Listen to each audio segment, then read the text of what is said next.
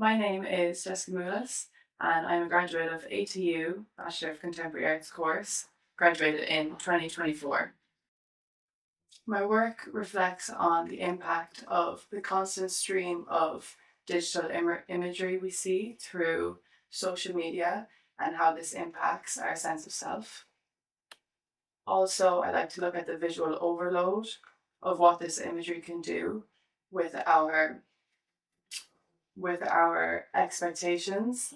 Also, how this visual overload can have an impact on our um, expectations of self and the subtle pressures that it can create, particularly in young people growing up in this.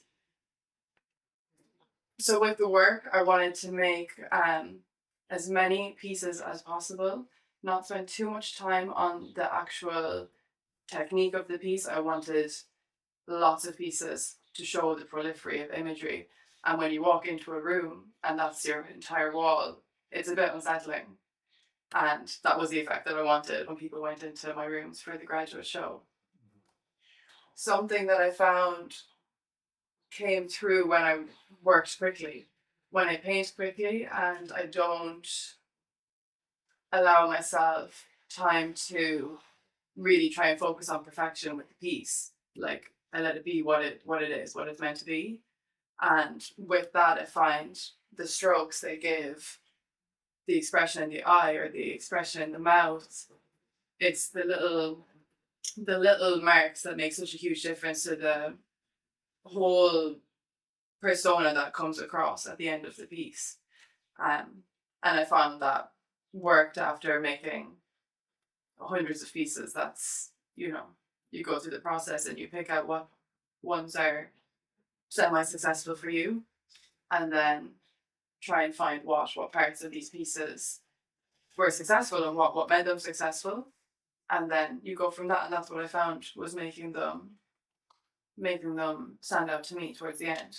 So that's what I kept going with then. I think the point that I knew I wanted to be an artist was around in secondary school. So my father was an artist. He went to St. Martin's in London, and growing up, we always went to art galleries. We always were taught to question what we're seeing and to try and, be very observant with what you're seeing and look at the world in through an artist's eyes, I suppose. So I always had that in me, but I wasn't. I didn't try. I didn't try to become an artist. And then in secondary school, I suppose the art class that I was taking, it ended up becoming kind of a refuge from the busyness of secondary school and the pressures and phones and social media, and the same thing again. I think me and some of the other art students, we would spend our lunch breaks or after school up in the art room. And it was just such a welcoming environment that it really became something to nurture and something to love, and a place that I would associate art with being a very, very good thing for me to want to do. So I didn't have any questions going into college of what I wanted to do. I found college very enjoyable. Now, we went into college in the height of COVID. So the first year in particular was very, very difficult. As we had glass panes between us. We weren't allowed to move, we weren't allowed to talk, we had full restrictions, and a lot of the time was also spent working from home. So that was difficult in order to learn the basics of what we were meant to learn. Um, but going forward, then second, third, and fourth year, I think, particularly in our college, there is this unlearning you have to do of what you learned previously in school, how you're meant to do something, because you have to scrap that in our college and you have to do it differently. You have to find your own way to do it and your own processes that are successful to you. So I think for our college, I think up until about the end of third year, you're kind of grappling with that. You're kind of fighting with the notion of what you think you should be doing versus what is. My father, he pursued his art career. He still is an artist. He still paints. He has a studio, and he wants to go back painting full time.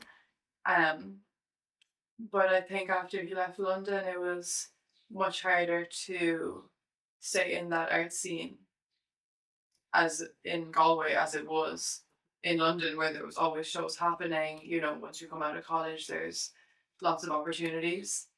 And then when life takes you a certain way, it's quite hard to realign yourself in a new place and get back out there. So, but he still absolutely does work very much on his paintings all the time. We decided after the year to join a collective, to form a collective. So with that, we all do our own work, but if there is an opportunity for a group show, we will submit a proposal together, and we'll take turns with perhaps two people being the curators of the show and making the proposals. And it's been working really well. So there has probably, we had a very small year. I think there was 15 in total between 2D and 3D. And I would say with 2D, there's probably about 5 people still making work. And the 3D, most of them actually have gone on to do their masters. So I think out of our year, most people are still staying in the arts. My influences for some of my big influences for this kind of work, I would have two that would be completely different. One will be conceptually, and the other one will be more stylistically. So conceptually, Jonathan Yeo, his surgical series that he did, really, really stood out to me.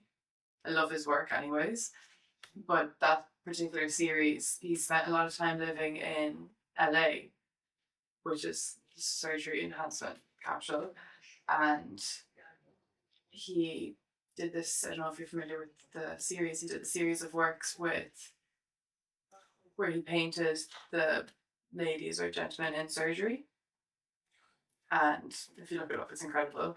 So that was such a huge influence for me for kind of questioning why he was doing it and reading about that.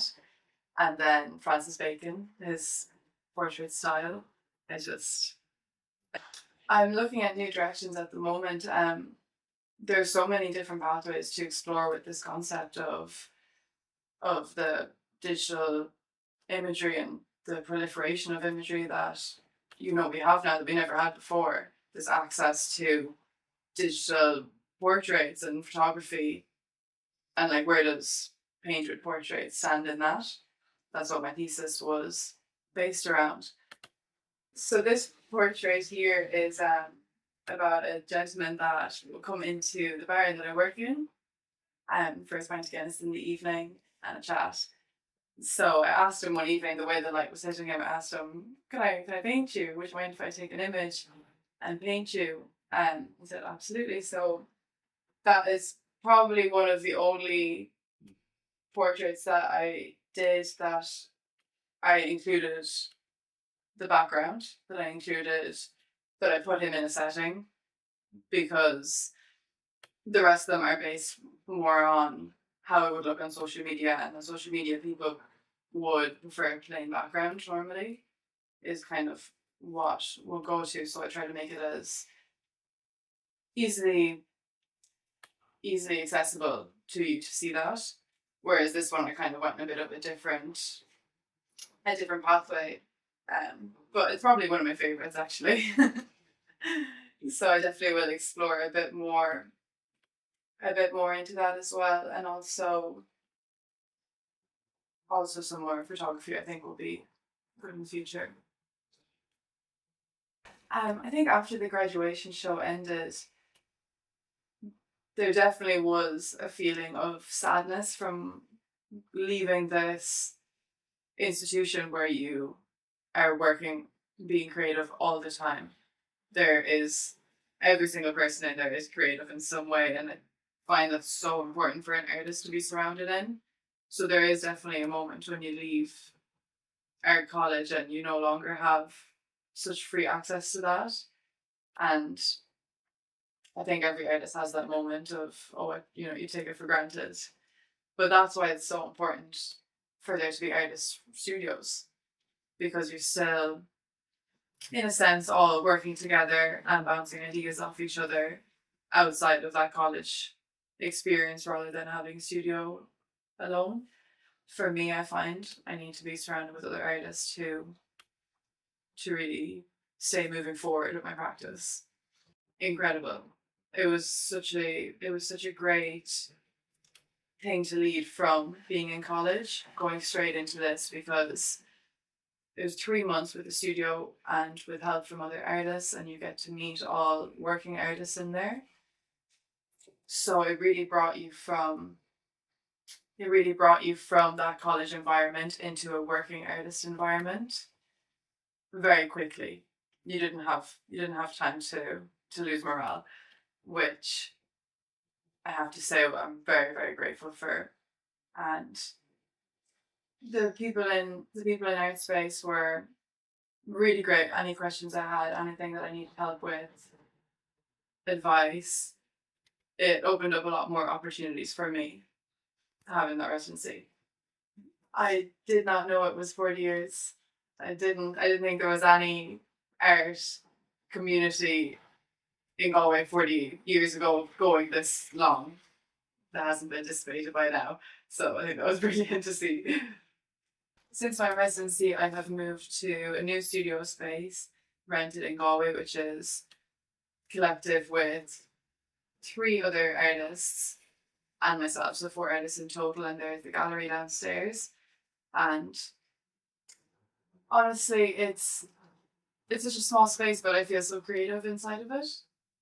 Um, I don't know what it is about the space. I really, really love it, and I think there'll be great work done in there. To be honest, in 5 years' time, I would love to have my work for sure in another solo show, perhaps outside of Galway. Definitely would love to do some art courses, perhaps in Florence. I really would love to go to Florence and do an art course. Um, and I think I would